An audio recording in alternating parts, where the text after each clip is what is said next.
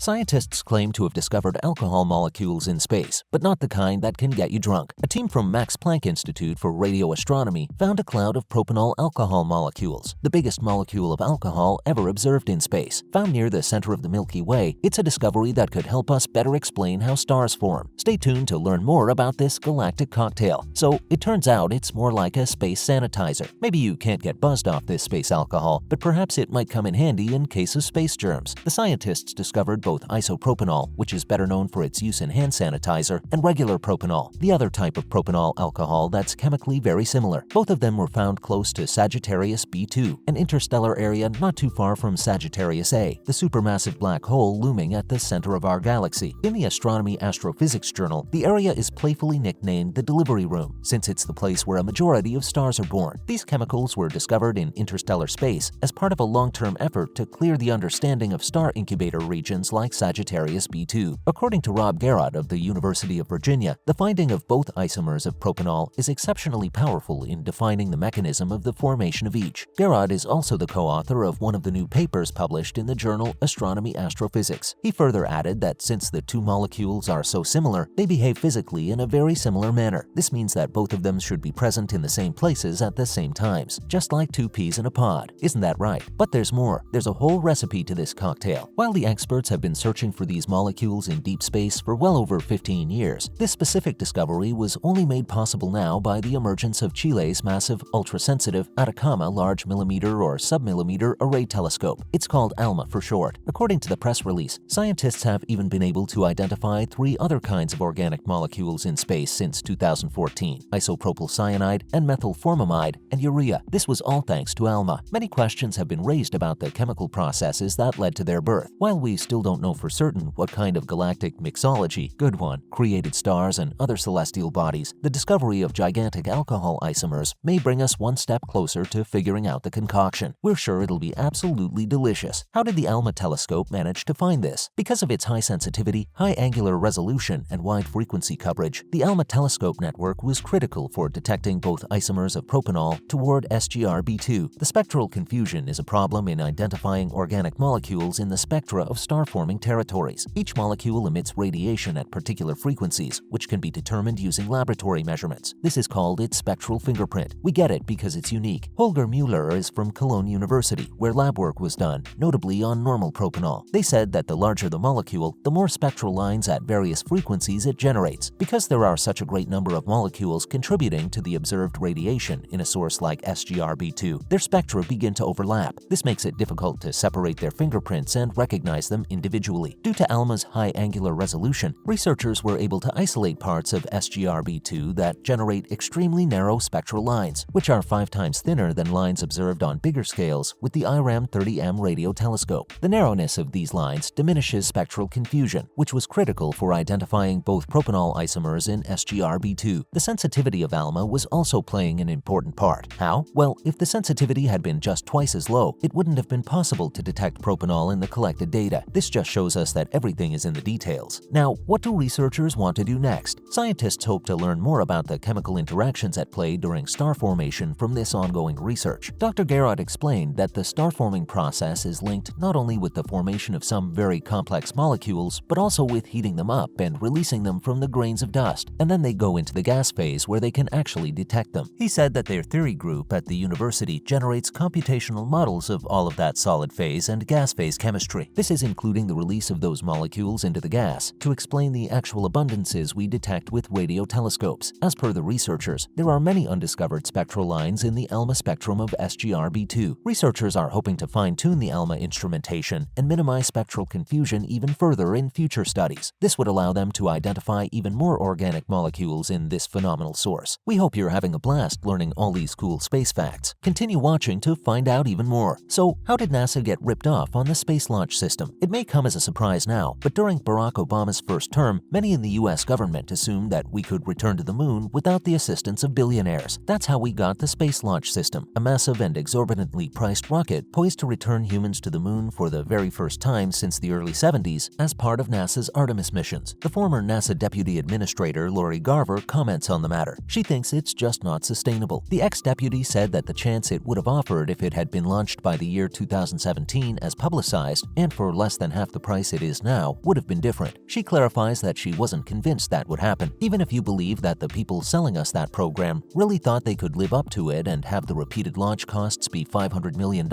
that's completely different to what we have today. So even though she didn't want it to go forward, she saw some potential in it. They added about 7 years and over $10 billion, $20 billion if you include Orion, which makes it completely unsustainable. She doesn't believe the public will find it equal to, let alone superior to, what we did 50 years ago, and quite frankly, we think she's right. She also mentioned that the SLS was sold to NASA. Brewster Shaw, a Boeing executive and an old astronaut, stood in her office at one point to talk, she says. She told her that Boeing could build the SLS in 5 years for $6 billion.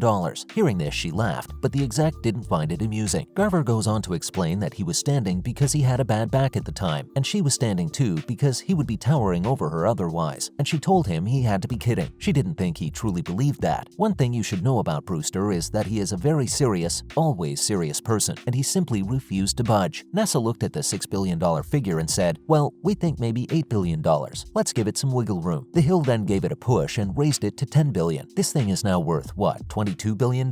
We know a scam when we see one. Did you know SpaceX Defector is planning to get to Mars before Elon Musk? According to Ars Technica, 2 space entrepreneurs have joined forces to launch the first ever private trip to Mars. This is a highly ambitious plan, given that neither has launched a single rocket yet. The companies, Relativity Space and Impulse Space, announced the collaboration recently, promising the first commercial payload to Mars using Relativity's entirely reusable, completely 3D printed launch vehicle called Terran R. Although the startups have a long road ahead before they can successfully launch a mission to Mars, or even just land anything on the planet, they do have some major engineering experience to draw on. Impulse was founded last year in September by Tom Mueller. He has the unique distinction of being the very first employee recruited by SpaceX nearly 20-something years ago. Mueller, a former lumberjack, oversaw the propulsion department at Elon Musk's company for well over an entire decade. He contributed significantly to the engines that are now supplying power to SpaceX's workhorse rockets. This includes rockets such as the Falcon 9 and Dragon spacecraft. Now he faces the super-duper ambitious goal of launching a Mars mission as early as 2024. This is approximately the same time frame Musk is considering for a Starship mission to Planet Red. We'll just have to wait and see who does it first. Honestly speaking, we just want someone to get up there and find some aliens, no matter who it is. That's a wrap for this video. What do you think about alcohol clouds and their relation to the birth of stars in space? Let us know in the comments below. Make sure to give this video a thumbs up and subscribe to our channel for more videos like this. See you in the next one.